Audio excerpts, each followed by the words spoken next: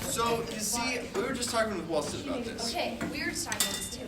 So the Hebrew actually has a bunch of different words for it. They have words for if it was accidental. They have words for the whole group stop them. They have words for homeschool children, just about scared them off so that much. you could use many different words.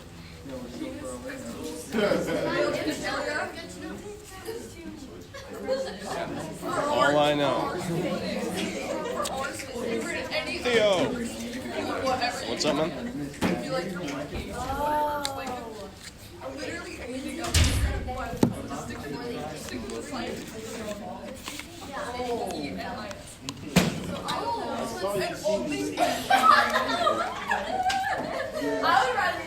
I see. We're talking about units. Theo just got a little more nervous.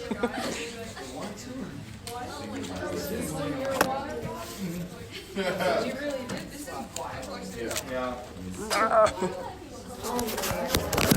think it's just a wild section. Yeah.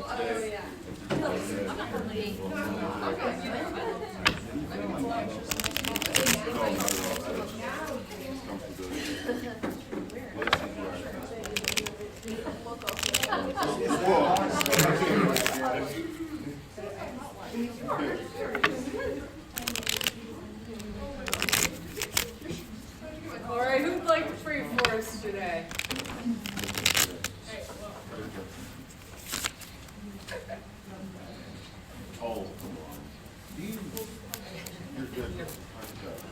Nobody wants to do it.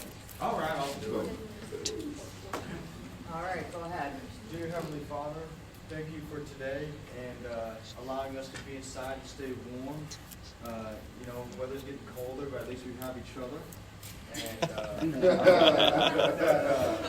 I hope that we, at least with the information we learned today, we can apply it in our lives and try to, at least retain as much as we can.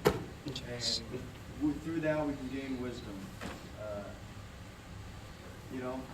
I hope that everybody has a good rest of the week as well, and you bless them throughout, and make sure that, we keep true to you, and we keep turning towards you. Thank you, amen. Amen. We're really starting off today with quite an array of things. All right, we're going to finish talking about work today. We have no presentations today. The next one is due on Tuesday. All right, so Tuesday, so we're on week 5. Week 6, we got something due Tuesday, and then the final will be due on a Thursday, so that last day. Nobody leaves for goat trips before Friday, right? Is everybody going Friday after and after?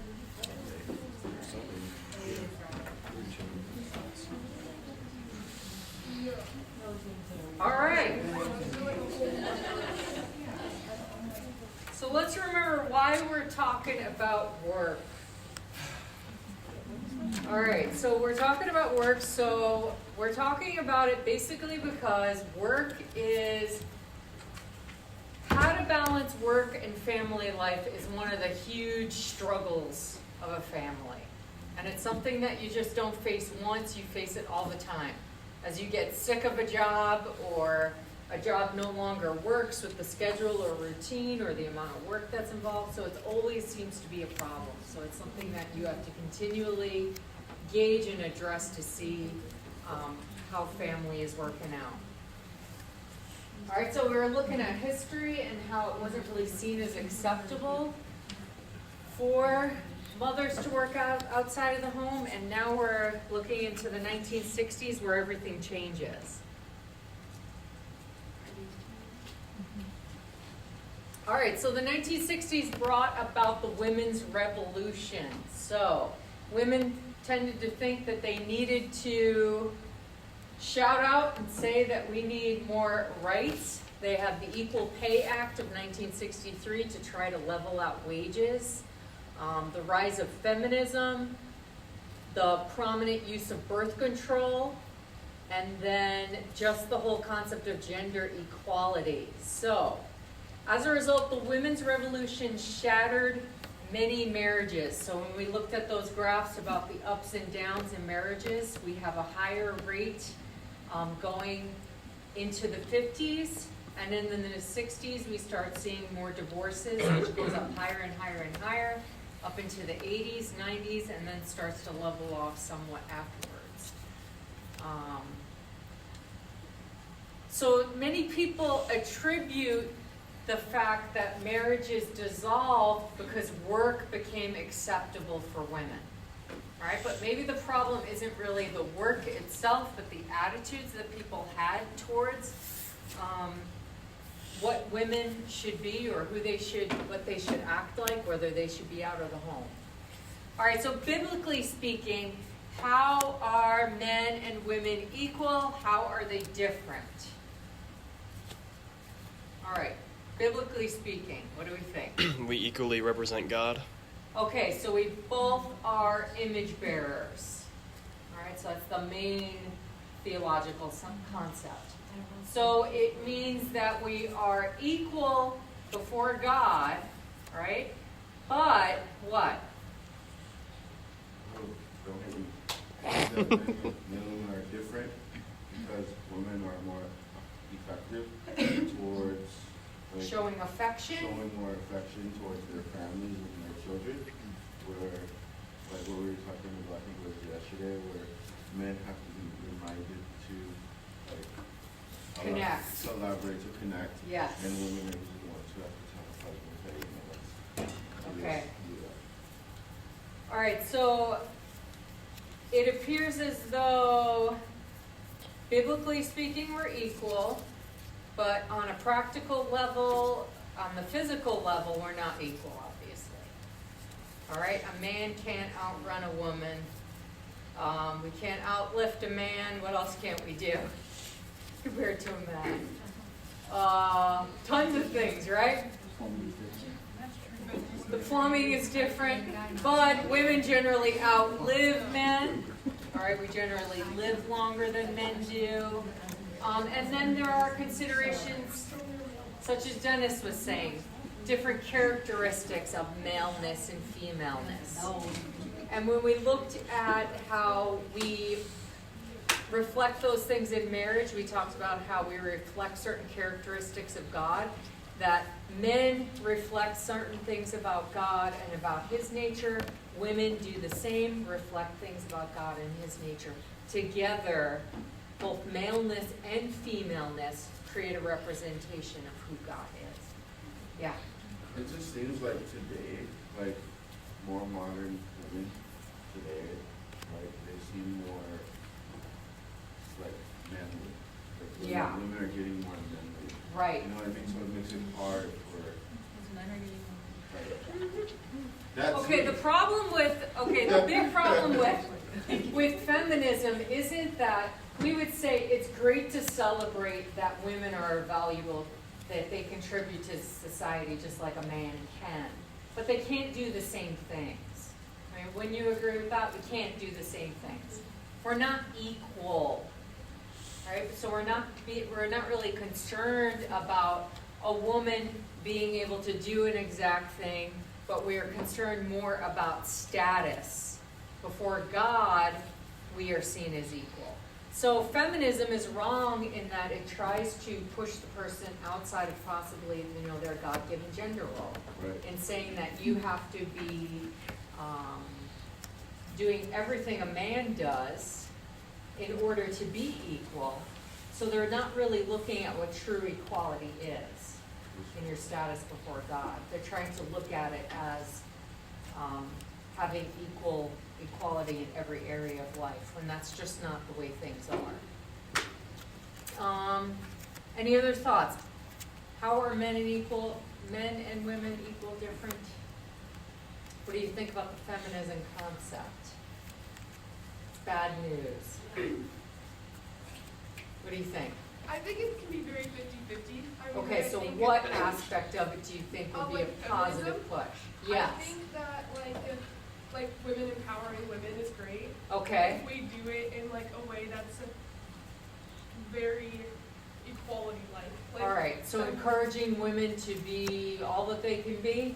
Kinda. It's just like, I think feminism nowadays, it goes into a lot of man-hating and Yeah. like saying that men are horrible and men are Right. like all these things when like yeah, some men are, but like that's not all of like mankind and like that's Right. not all men. So Yeah. I think feminism nowadays like tends to just start man-hating. So I think if we can like keep feminism into like an actual equality thing, like equal pay, equal rights and stuff like that, then I think feminism is good. But when we start just man-hating of like the male species, It's then I bad. think, yeah, because then it's not equality anymore. It's like women want Right. more opportunities or Yeah. like favoritism over men. It's trying to exert dominance over men, really. I don't agree with the narrative that the world's pushing with men, like, It's really bad, yeah, actually. like, they're really driving the narrative with gay marriage Yes. and all that stuff, which makes men culture, like, even outside of Christ. To be a heterosexual male is a very bad thing, and particularly to be a white one is a Yeah, very bad it's hard thing. being a white man. I mean, they say it's all about racism, and racism is an I'm issue. Norwegian, bro.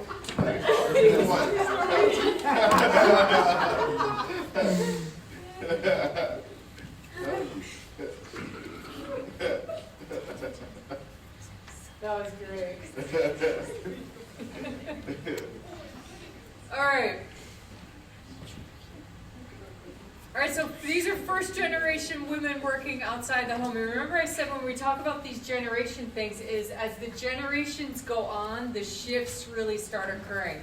So first generation women are just being launched out. You frequently have issues with these women having the full load of the work in the home, full load of work outside of the home. And then as you get to second and third generation, couples tend to even things out a bit more. So whatever your parents did and your grandparents did is going to affect your views towards it. And then whoever you marry, same thing. So you're going to have to think, oh, why are they responding this way? It's because, you know, they are a first, second, or third generation person that's worked outside the home. All right, 1970s, many women went into the job market for self-fulfillment. All right, so there's a desire that, you know what, you're home and maybe it's not adequate enough, it's not good enough.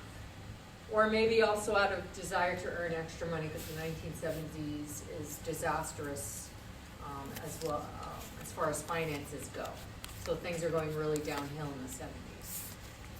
Many women today still succumb to a superwoman sort of syndrome, which is the stray of juggling home, work, and family by trying to do it all. They're often exhausted and unsatisfied with both career and family.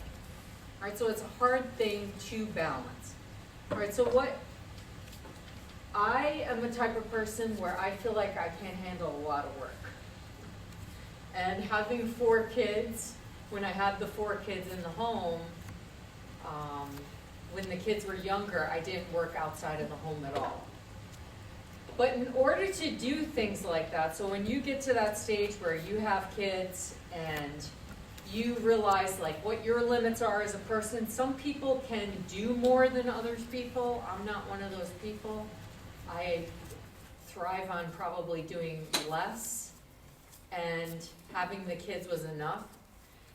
But you have to make decisions about your finances way before you start making decisions about what you're going to do about work when you have children and so forth. So the decisions that you might make about how you spend your money, debt that you may accumulate, the house you choose to buy, all of those things will be a factor in whether you can even choose to be a stay-at-home parent or not, or work even at a lesser load. All right, so you want to try to live, I think it's best to live lower in anticipation of having children, in realizing that somehow your income is going to be pulled down a bit from it. It would be the best thing to do, because it can be extremely stressful to live this way where you're trying to do both things. And some people do it well. all right, but a lot don't, so, try to figure out where you're at with that. All right, so what are some ways we can help women to feel fulfilled in their roles as wives and mothers? All right, what can we do? I've heard this before.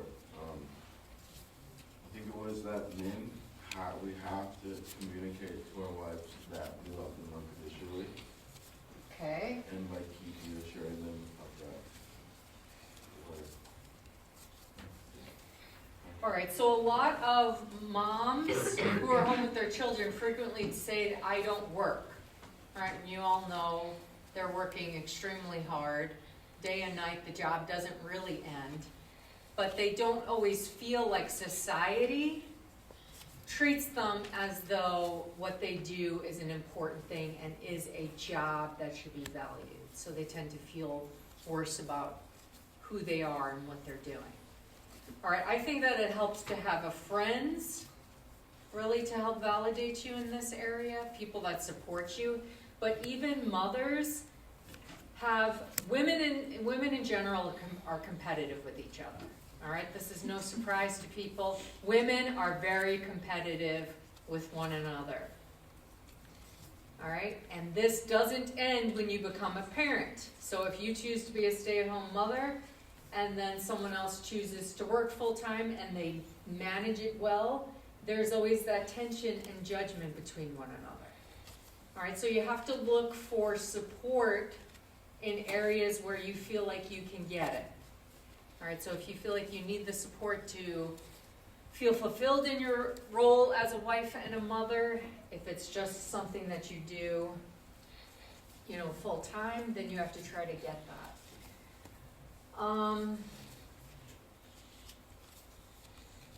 What else could we do?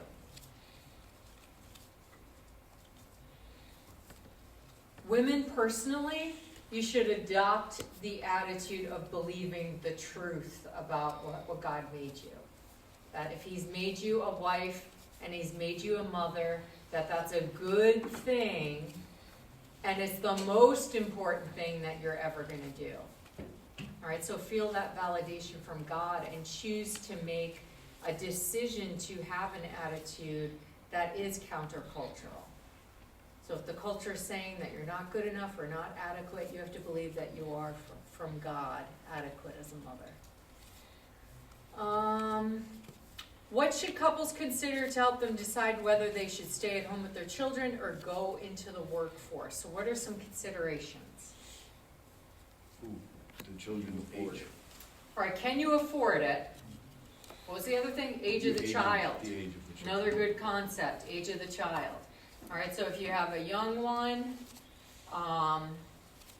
very young, they're very formative years where you might not want to put them into a child care situation. What's some other considerations? Where you live. Okay, so what are schools like? What are the child care opportunities? Do you have help from family? Are those things there? But finances are usually the biggest factor, I would say.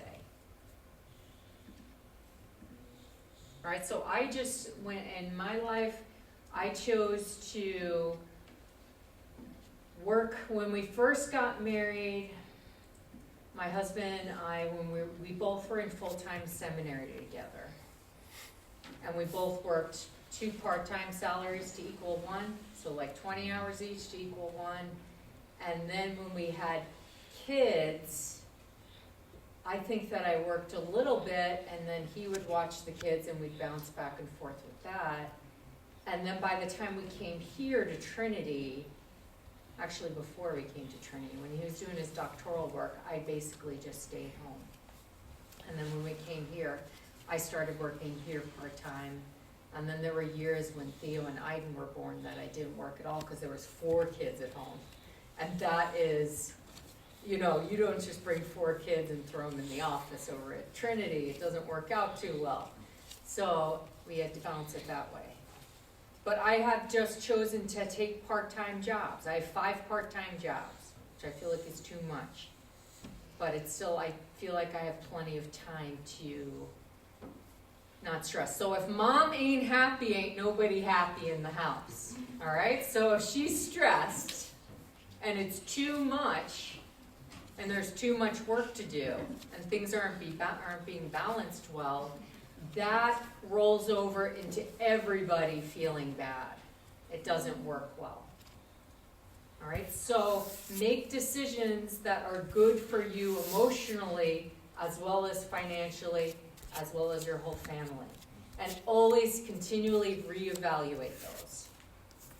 All right, so I might have a certain number of jobs, do a certain number of things now, but that might not be working. And then you reevaluate, change it. Or want somebody else's workload, change it. You reevaluate, change it. Because that sort of stress has a way of really, really harming families. All right, but you have to really be careful about finances, that you can make decisions to be flexible in the area of work to begin with. All right, so we're still back in the 70s here. Many daughters who had working mothers in the 60s and 70s chose to live differently than their mothers. In the late 70s, early 80s, they realized that their mothers couldn't do it all. All right, so a lot of moms working, and then they're like, okay, it's not really working. Social ills during this time include rising divorce rates, so this would be in the 80s, juvenile delinquency, infertility, and emotional illness in women. Some ways mothers have chosen to balance work and family during this time. All right, so they might choose to have children later in life. All right, so that's another decision to make about work, is how are we going to, are you going to choose to pursue certain careers, and when are you going to be able to focus on that? Because it is hard to start something and then leave it right away, and then feel, particularly when you go out of college and you feel like you get to actually work and do your job for a year or two, and then you're not working for a decade, you're like, why did I do all of that? It brings up those sort of feelings. So figuring that all out is a challenging thing. They may stay home with children and wait until later to return to work for careers, so start it up later. They might lighten up on housework responsibilities, so another decision people make is to change your attitudes towards things that you do in the house. So if you choose to both work, let's say full-time, have kids, skipping, maybe having a perfect home has to be a priority. So it might have been a priority beforehand, it might need to change. Hiring help, another possibility. Eating out, so the whole revolution of fast food is really driven by moms and dads both working full-time.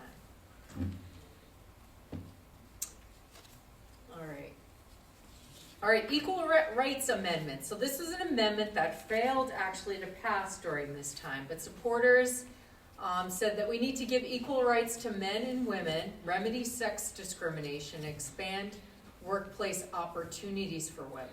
And those who opposed it, who were basically conservatives, said women already have full rights under the Constitution.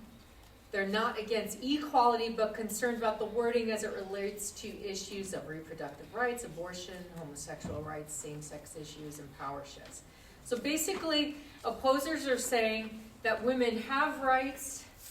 They don't really see the need for this feminism push, but maybe their issues really are that there are attitudes maybe closed off to women being involved in certain work positions, where those sort of attitudes were wrong, but there wasn't really any reason why, like, you can't legislate changing people's thoughts. What it basically took is time for people to adjust to having women more working out of the home, and as the generations went on, attitudes changed towards it. All right. So working mothers are here to stay. Most of you came from have working moms, except for a couple, right? But families, what the issue is about balancing that. Recent solutions, so cell phones, right? connecting families in ways that have never been connected before. All right, so parents can keep better track of kids, kids of the parents. Parents working out of the home, particularly since COVID. My oldest son, since COVID, works out of the home on Thursdays and Fridays. But by work out of the home, he's just kind of on call, which doesn't really work. But that helps him to help parent his 2 kids, 2 extra, 5 days a week instead of just, would it be 5, 4? Home businesses. Many third-generation marriages follow an egalitarian pattern. So they start to shift from having more equal roles within the relationship. All right. Women today still do more of the household chores, but maybe do you want to have that be something different for your families or not? Or don't you care? Zach, you're getting married. What do you think? Are you doing? When it comes to chores specifically, How do you think you want to balance it? I'm already used to doing all of it myself, so it's going to be a struggle to let her help. Okay. Because in my house, I was the one who did the chores since my mom would always be working. You did all the chores in the house? Mm-hmm. Single mother, so I would do the chores at the house while she works. Okay, that's interesting. So you had to fulfill a role Mm-hmm. that not many other kids had to fulfill to that level. I mean, obviously people help out with stuff, but not to that level.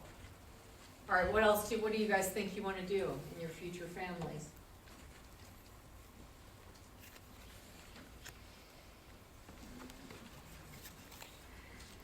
I think it's important to not keep a scorecard of I do this, you do that, because I think that leads to a lot of disagreements. All right, so it's not about coming up with a complete sense of 50-50, or we have an equal weight of this and that. But I think that what you have to look at is the weight of something upon a person. So the roles that they might be playing. So you as a mother might be wearing a bunch of different hats of mom, wife, I don't know, Sunday school teacher, part-time worker. And then the husband might have his roles. And you have to see how those things are balancing really and how that they're working, I think. Instead of saying, you do half of this and I do half of that. I mean, what do you guys think of that concept? You like that concept? For me, my family dynamic, for my future family, I want my wife to feel empowered to make her own decisions and more like, I'll support her, but I want her to feel independent too at the same time. Like, I want her to be comfortable, like, to be like, I can go do this by myself, be empowered to do that level of independence. Okay. And also know that I'll be there to support, and then like for like the kids and stuff like that, I think that like that 50-50 thing also would work. But with women being more naturally emotionally attached, I would allow her to be, I would accept her to be more of the compassion and one towards the kids. Whereas Okay. if I come home, like something happens and then we'll talk about it and I'll do the disciplinarian if that's how it plays out. That is crazy. But yeah, I would want my wife to be very, very driven, like in her own independence. Okay. But yeah, I just think that it's. Keep this in mind as we find the girl of his dreams, guys. But no, like, you know what I mean? Like, He's telling us all her characteristics. We're gonna narrow this one down for you. Is she supposed to be Norwegian like you? 100%? If it ain't snowing, I ain't going.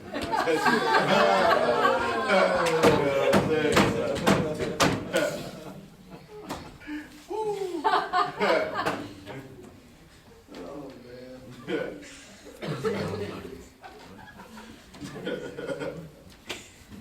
All right, Theo, what do you think? What are you and Faith gonna do?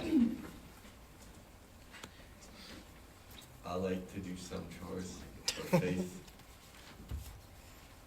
feels, well, we feel that I would do a lot more of the outside stuff and she'd do a lot more of the inside stuff. Okay, so maybe it's also going towards what she's good at and what you're good at too, right? Like, I'm not gonna do the plumbing at my house, you know? Right. How he does all that stuff.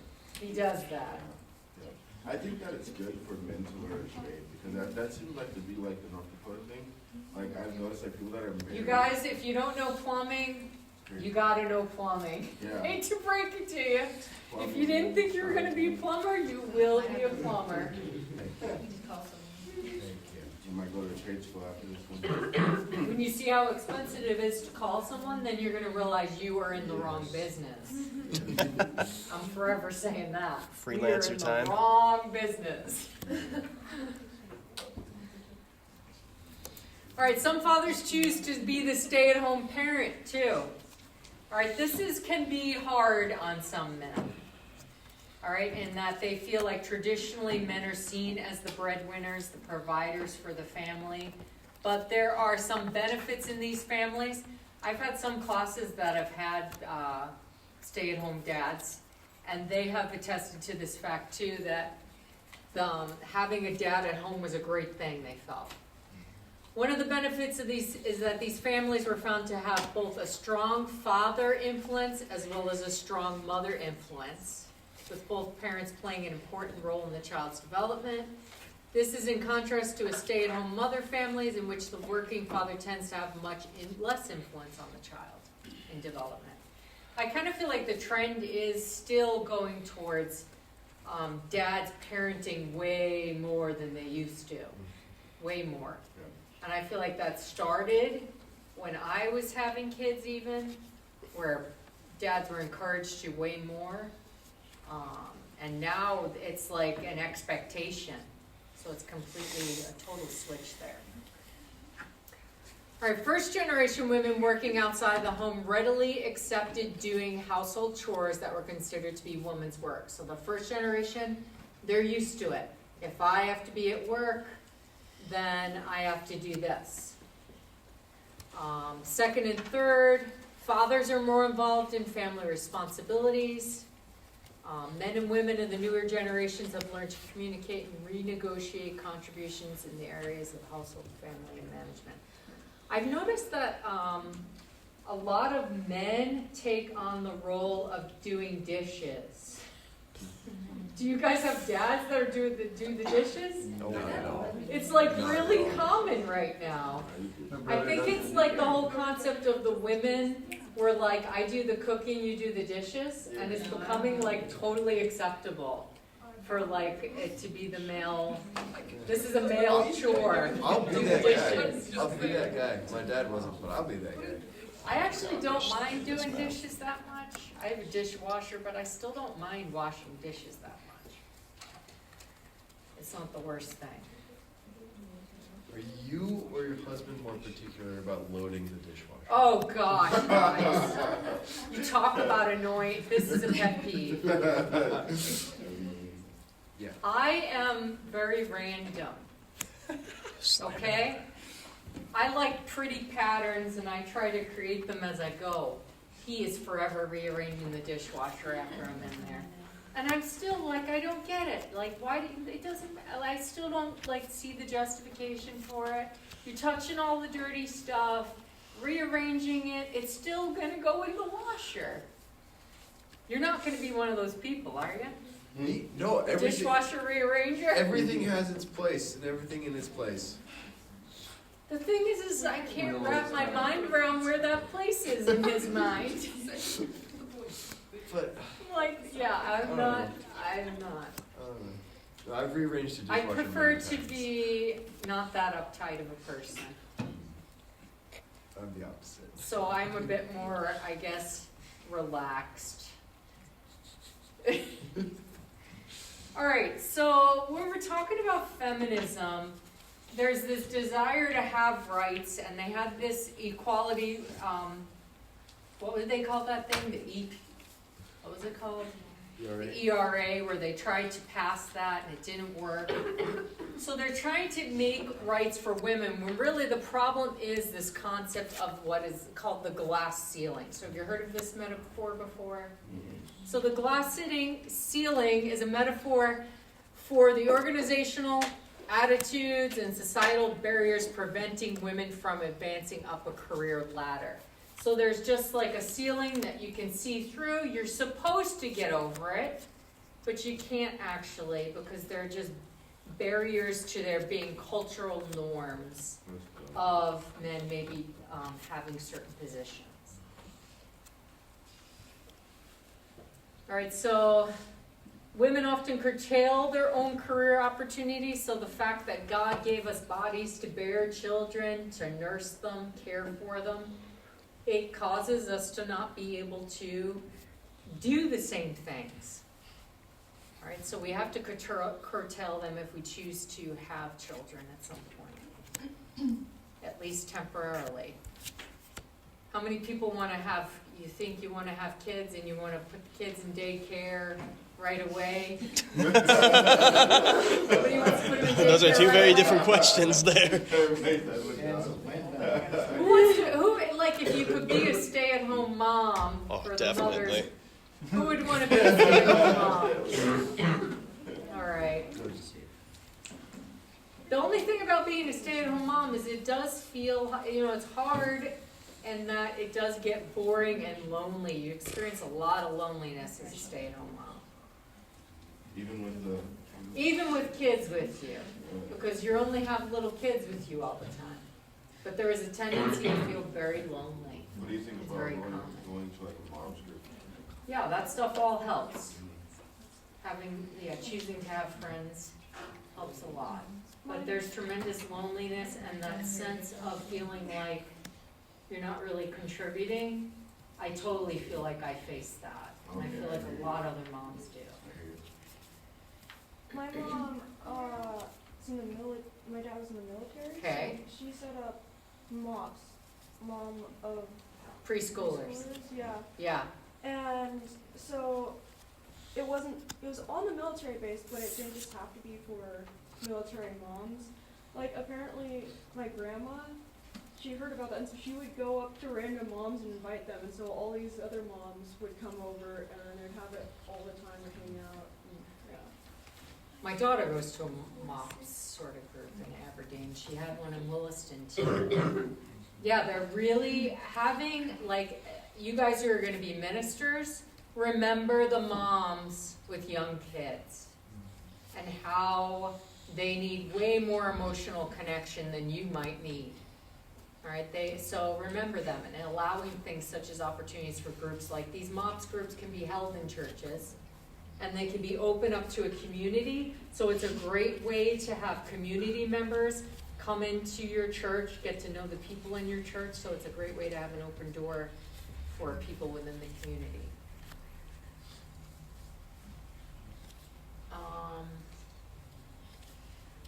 All right, and the kids love it too, because the kids like social activities. Alethea, when it's Wednesdays and she's going to go to Rainbows that night, she's pretty much ready to get her boots on and get ready to go as soon as she wakes up. It's like, let's go. We got to go to Rainbows.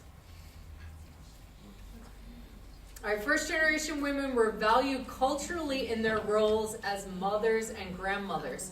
So in the past, these women were more valued in their positions. It was seen as, oh, you're pregnant now, don't work anymore, we're going to take care of you, provide for you. So it's a different attitude. And second and third generation, women feel more lonely, unsupported, and talking about the glass ceiling concept, at the top of the ladder, they don't feel like people like them there. So if you have like a high corporate position or something like that, which most of us won't have, but people don't always feel like they like it. And then many people who go up the ladder in their careers sometimes choose to come back down in an effort to rebalance things.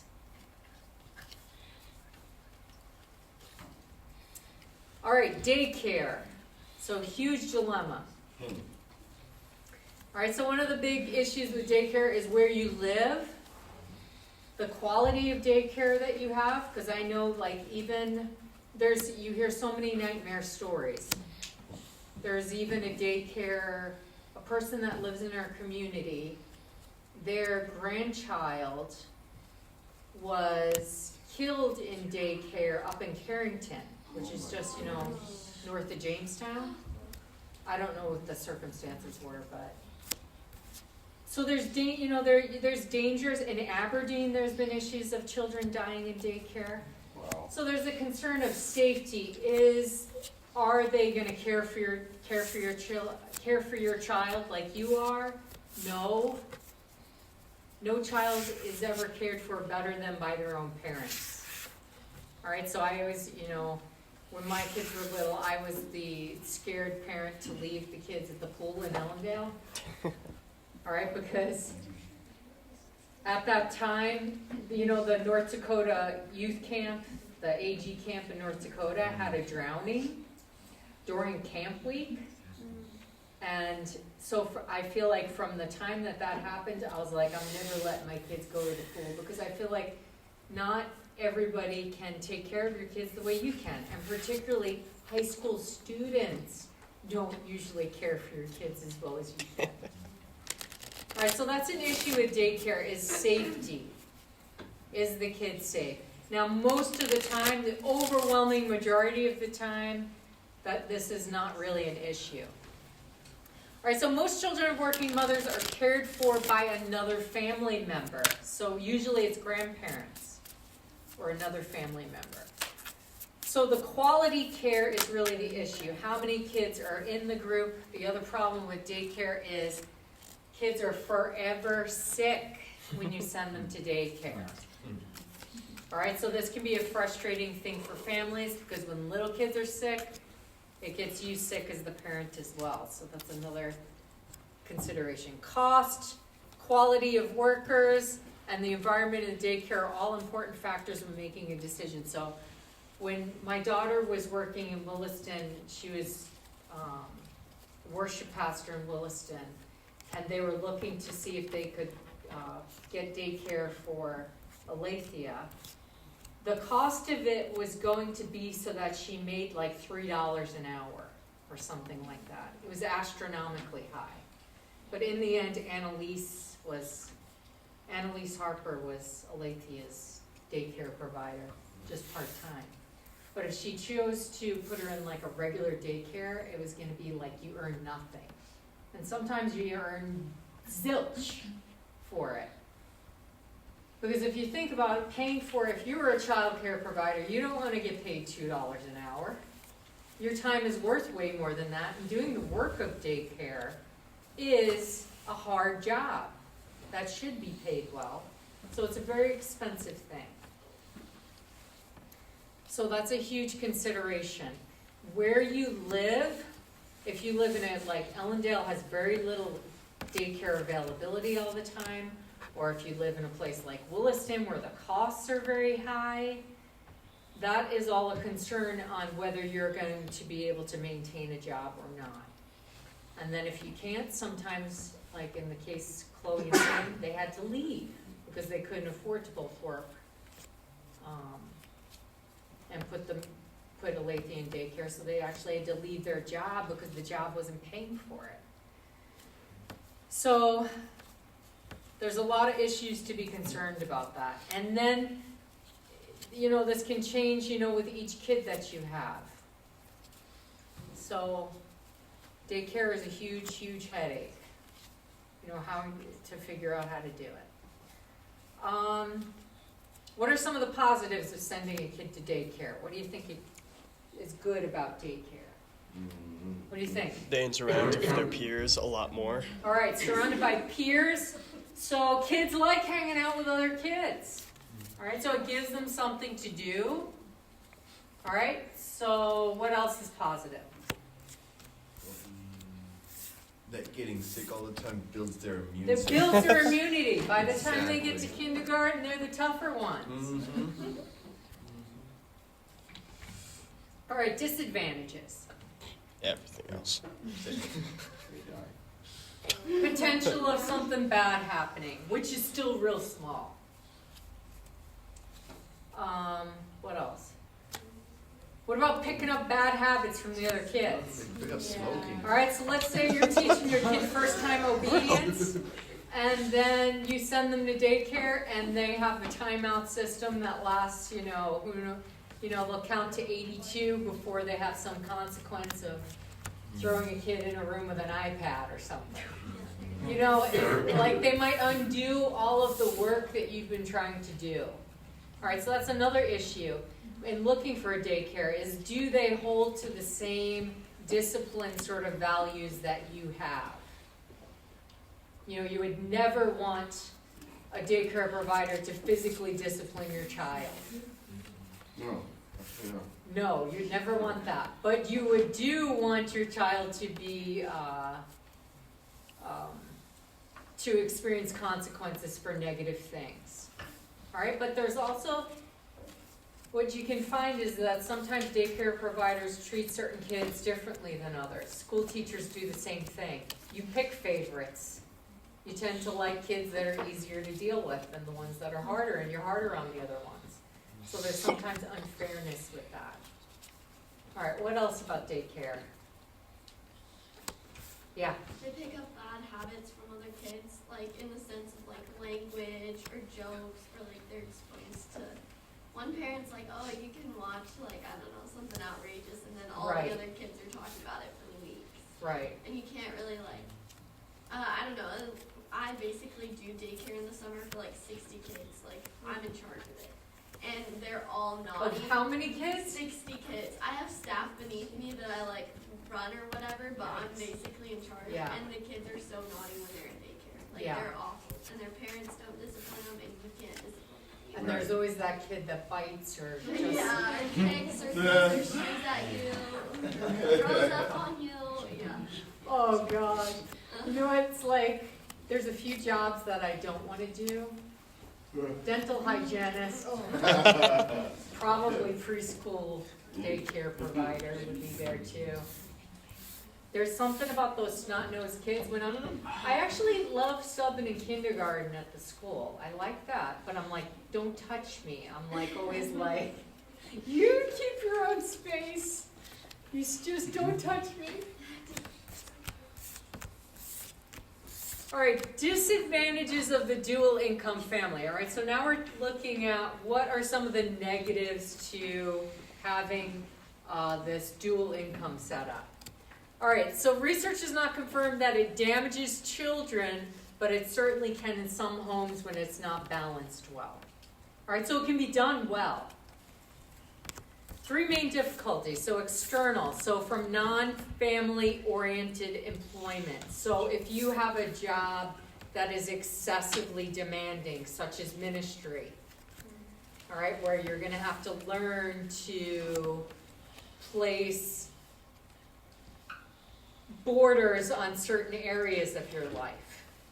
All right, so they might have certain expectations that you, as the pastor's wife, you need to bring your kid to this service, and they need to stay up till 9 or 10 o'clock at night so that you can lock the doors to leave. And they might have that expectation. So that's a non-family oriented sort of situation where you're not really looking out for the needs of the children. Or it could be internal, from conflicted feelings about working outside the home. So it could be a parent feeling guilt. This isn't right. This isn't working. Something's out of balance. Sacrifices in their work, in their work for the well-being of the family. So in some way, the job is suffering, and you're not really able to do the full actual job because of the work-family balance. Mothers tend to report lacking more time for themselves than with their children. Does that make sense? Mothers report lacking more time for themselves. Okay, they're lacking time for themselves. Okay. Alone time. Yes. And then they're spending too much time with their kids. So this is one of the major issues, is the moms whole life, so that is gonna be a stressor. That eventually is gonna blow up if you feel that way. All right, fathers report lacking more time for the children. All right, so they tend to meet maybe their needs more first, then go towards the children. So stress in the family then can spill into the marriage relationship. All right, so then there's the arguments over, I already do this, I do that, you don't value what I do.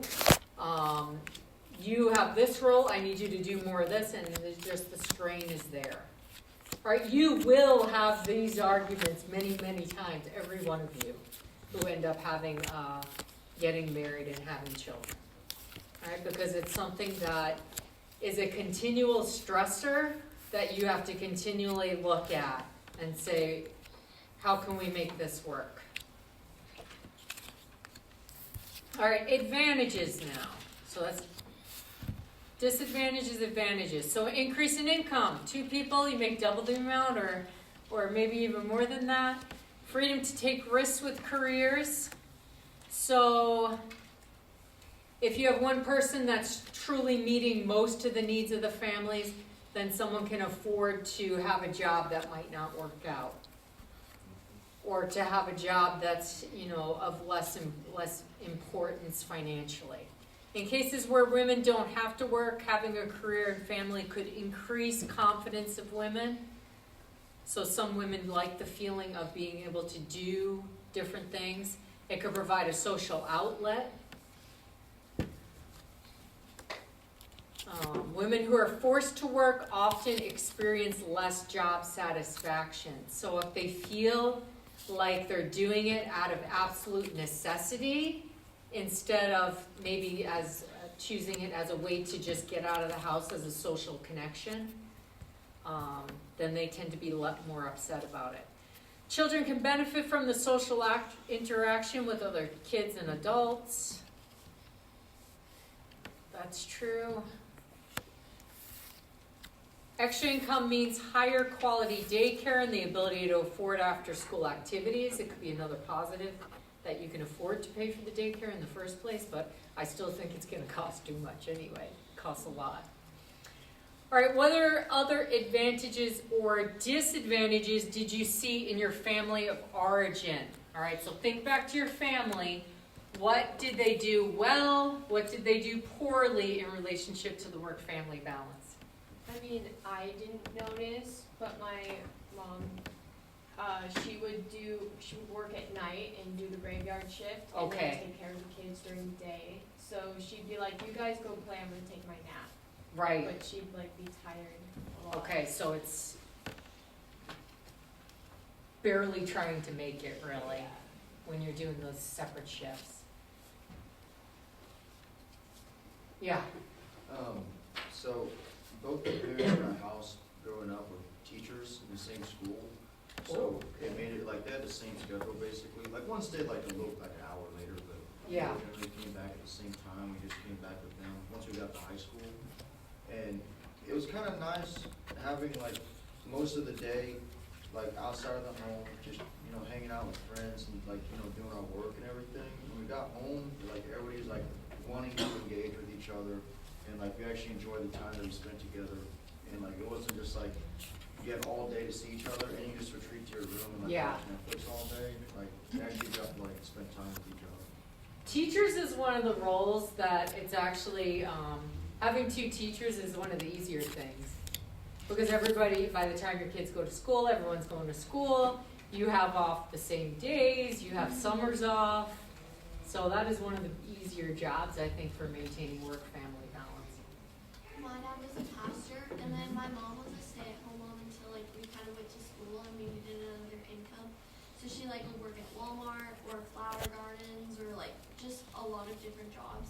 And so we never did daycare, so it was me taking care of me and my siblings for most of the summer. Oh, so you guys did it. Okay. Yeah. I chose to, when I started working, I started out substitute teaching. So when my kids were in school, then I started the coaching things, 2 coaching jobs. So I always did things while they were in school, is really what it looked like. And then maybe before that, when the kids were little and I had part-time work, it was, we swapped Aaron would watch the kids and then I would work. So that's kind of how we did it. So we never did daycare. But we could never afford daycare either though. It wasn't even an option, I would say. Yeah. My family was like a dual income family, so like being like a law enforcement kid, like my mom worked as a dispatcher and then my dad was a sheriff. So my mom literally worked downstairs and my dad worked on top of her. And so they would get home at like very different hours because my mom would work longer shifts than like my dad did. But like when I was really little, I kind of just like, I did go to daycare, but it was like a daycare in my town where she only took law enforcement kids. Really? Like, yeah, because her husband was law enforcement. Okay. And she knew how, like, if you got called in, you really didn't have a choice. Like, you had to go in that second. And then, like, my siblings, because, like, we're so far spaced out, it was really just me. And then, like, my grandpa kind of told my mom, like, oh, you don't have to put her in daycare. So I only went, like, every once in, like a blue moon. But I don't really remember any of the stuff that I learned over there. But like Lindsay said, a lot of the time that I spent with my parents were a lot of them just being really tired. Yes. And it was very, like, it was only like 2 days out of the week. And it wasn't even like weekends. Like I would get home and my mom would be home. So I knew my mom had like the day off when she would get me ready for school. And it was, when I got home from school, it was like we did an hour of like good things. And then, like, we would watch a movie, and, like, I would look over, my mom's, like, completely passed out because she was so tired. And the same with my dad. I'm like, don't get me wrong, I never felt, like, neglected or anything. My parents aren't bad parents. So do you want to be a stay-at-home parent? No. You don't? Well, I mean, you saw it basically modeled fairly well, you know, how to do it. All right. All right, single parent families and work. All right, so these parents are on the rise. They have fewer financial resources, so there's no choice. All right, hopefully this is not something that you'll ever face, but it's in your ministry to others. You have to realize that they never have off. They never have any assistance at home, unless you have Zach for a child doing all the work for it. Which is not what a kid's meant to do, you know, to bear the load of all of that. Children only have access to one parent generally at a time. Single moms report not having enough time for the children too. So it's not only time for themselves, but it's time for themselves, the children, everything, because they're trying to balance so many things. The pressure of that must be outrageous. Because that's just the pressure is coming from so many angles with no relief. All right, unemployment. Did you guys have parents that lost jobs during COVID or any other time? All right, it's a tough time for families when you face unemployment. It makes parents get stressed, and the stress generally trickles down to the children. So physically, there's consequences to it as well. Children feeling more ill, parents being more ill from it. So overall well-being of the whole parent and child can be diminished. Parents can respond with less warmth, be more disengaged, be more stressed about the main thing of trying to care for the needs of the whole family. All right, 10 strategies for balancing work and family. First one is to value family. All right, make time together.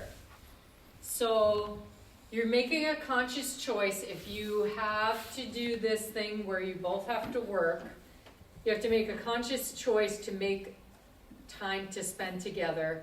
Maybe limiting your hours if you can, or sacrificing career advancement. So if you have a case where you know a job is going to take you more from the family or be more of an emotional strain on somebody, don't do it. All right, you want to make sacrifices for the family above a job. Strive for partnerships. So 3 main components: household labor, decision making, Functioning as interpersonal partners with respect, appreciate, support each other. So striving for partnership in all you do. So realizing that it's not you and versus the other person. They're not keeping score. We're trying together to make this work as best we can. 3, derive meaning from work. So this creates energy, enthusiasm to ward off burnout. So have a good attitude about the job you have, or find a job that gives you a good attitude. Maintain work boundaries. So work basically stays at work. Like if this means you, I don't know, keep your phone on focus to avoid the, one thing that I've noticed that my kids who have been in ministry is the nonstop texting from people that you don't want bothering you all the time when you're not working. Like keeping work at work so that at times when you are with your children, with your husband, or you have time off, it's separate. Somehow you have to find a way to close it off. Focus and produce at work. So on the opposite end, when you're at work, you want to be there and invest and give it your all. All right, prioritize family fun. So doing fun things together. Vacations, activities. Take pride in dual earning. So if it's going well, you celebrate it. You find, you look at the good things in it. Live simply. Restrict activities. So this is not just through finances, it is through time. So how many activities that you're in, how many activities the children are in. Everything that's taking you too much away from each other and is feeling unbalanced. Control spending. Have high but realistic expectations to simplify life and manage the responsibilities of dual income career. All right, 9, make decisions proactively. All right, so instead of like having it bam hit you in the face, you're going to try to anticipate what you can. So be proactive in your decisions when you choose a job. Think about how is this going to affect things? What are the potential pitfalls? Is this going to work? Have a clear sense of priorities. Include both spouses. So don't make decisions about your job on your own anymore. It's something that you do together. Value time. So use it wisely and live in the moment to make the most of each day. Carpe diem, I guess. All right, let's stop there. All right, try not to freeze.